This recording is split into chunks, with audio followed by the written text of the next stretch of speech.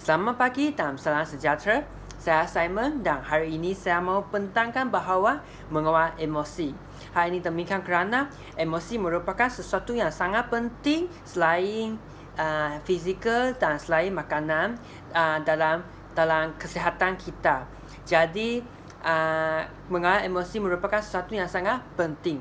So hari ini saya mau share bahawa cara-cara mengawal emosi. Dan hari ini saya akan membahagikan mengawal emosi marah kepada 5 perkara. Perkara pertama iaitu diamkan diri. Semasa kamu berasa marah, kamu perlu diamkan diri, iaitu konsep pause. Hal ini adalah untuk kamu boleh jauhkan diri dengan orang atau benda yang menyebabkan kamu berasa akan marah, supaya kamu tidak marah lagi. Dan kamu perlu cuba diamkan diri semasa kamu berasa sangat marah, supaya kamu tidak berasa marah dan boleh mengawal sendiri. Dan seterusnya ialah tarik nafas. Selepas kamu diamkan diri, kamu perlu tarik nafas. Tarik nafas ialah boleh menyeraskan badan kita menjadi biasa. Contohnya semasa kita berasa marah, darah kita akan menjadi sangat-sangat cepat dan pergi ke sini, pergi ke sana. So, sekarang tarik nafas boleh membantu kamu untuk menyeraskan badan kamu menjadi biasa, supaya kamu tidak berasa marah-marah dan berasa panas. Semasa marah, orang akan berasa sangat panas. Dan perkara sini juga boleh menggunakan perkara minum air. Sebab minum air boleh membantu kita untuk menurun suhu badan kita, dan supaya kita berasa tidak marah, dan boleh diamkan diri, boleh sejukkan badan kita. Dan ketiga iaitu alihkan perhatian sendiri, iaitu kita boleh menggunakan benda lain untuk mengalihkan perhatian kita, supaya kita tidak fikir lagi bahawa benda yang akan menyebabkan kita marah. Contohnya kita boleh mendengar muzik, boleh tengok video, ataupun boleh melukis, buat benda yang kita suka. Hal ini untuk membantu kita tidak berfikir bahawa benda yang tidak disukai oleh kita. Dan ketiga dan keempat, sekarang masuk keempat ialah berfikir. Selepas kita mengawal emosi, dan kita perlu berfikir bahawa kenapa kita akan marah, kenapa kita berasa akan marah semasa itu, dan apa kesan akan berlaku jika kita tidak mengawal emosi marah kita. Hal ini adalah supaya semua itu boleh menjadi pengalaman kita, supaya semasa kita jumpa benda itu lagi, kita tidak akan berasa marah lagi. Contohnya, kita perlu buat renungkan diri sendiri semasa benda itu sudah lepas. Ini adalah untuk kita menambah ilmu dan menambah pengalaman kita dalam kehidupan.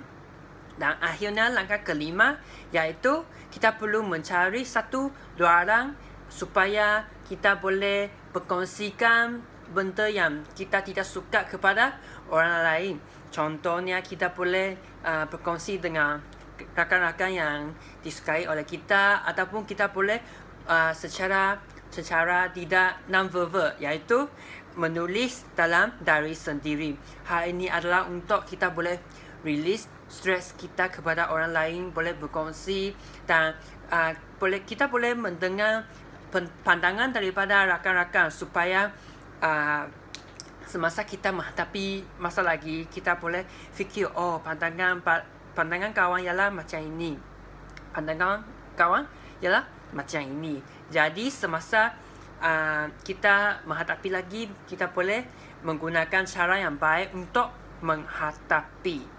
Dan seterusnya, kita selain emosi marah, pelbagai emosi iaitu gembira, sedih, dan gembira, sedih, marah dan lain-lain. Kita perlu mengawal dengan baik.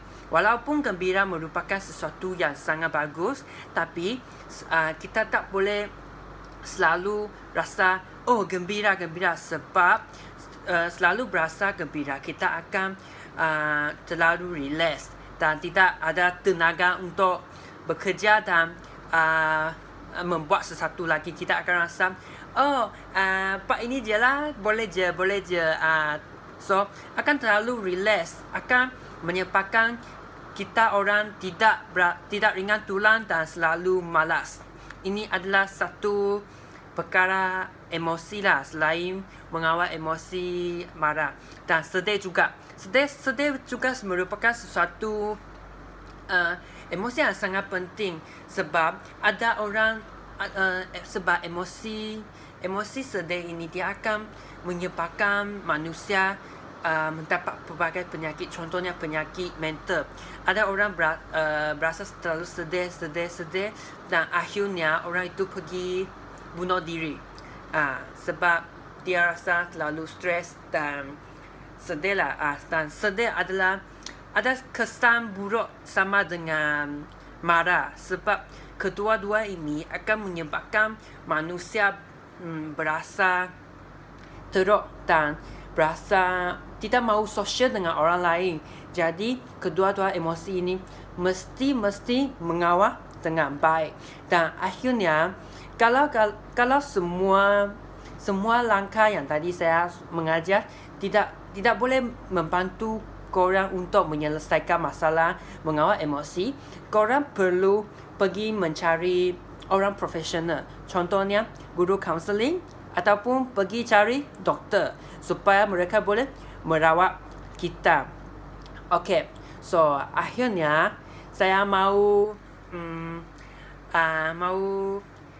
harap korang sehat dan boleh stay at home supaya supaya boleh menjauhkan diri daripada corona. Dan akhirnya ialah semasa di rumah kita perlu mengawal emosi supaya tidak bergaduh dengan ahli keluarga, rakan-rakan dan lain-lain. So mengawal emosi marah sangat penting untuk manusia supaya kita boleh sehat dan mempunyai gaya hidup yang sehat. So sekian, terima kasih.